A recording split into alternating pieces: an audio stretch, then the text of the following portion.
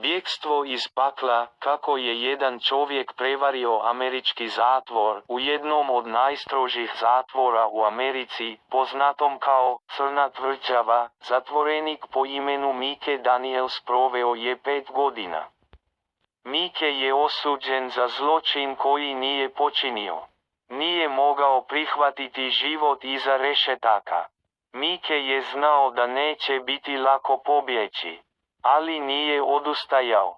Počeo je pažljivo da posmatra stražare i kamere. Primijetio je da se jedna straža često opušta tokom noćne smjene. Mike je iskoristio taj trenutak.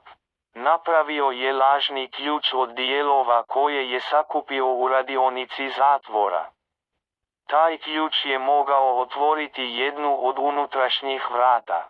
Jedne olujne noći, kada je nevrijeme prouzrokovalo nestanak struje, Mike je krenuo u akciju. Koristeći lažni ključ, prošao je kroz niz vrata i hodnika. Izbjegavao je stražare i kamere. Došao je do ventilacijskog otvora koji je prethodno otkopao. Mike je prošao kroz uski ventilacijski kanal.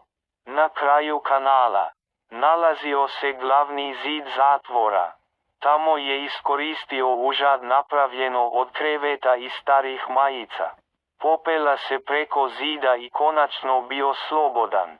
Ali, sloboda nije značila kraj opasnosti. Mike je znao da će policija odmah krenuti u potragu. Kreće u mračne šume oko zatvora i skriva se danima. Koristi svoje vojne vještine da izbjegne hvatanje. Nakon mjeseci skrivanja, Mike pronalazi sigurno mjesto i kontaktira advokata. Njegova priča dolazi do medija. Pokazuje se da je nevin, a pravda konačno pobjeđuje. Ovo je priča o snalažljivosti, hrabrosti i nepravdi. Šta ti misliš? Je li Mike heroj ili bjegunac? Piši u komentare i ne zaboravi da se pretplatiš za još ovakvih priča.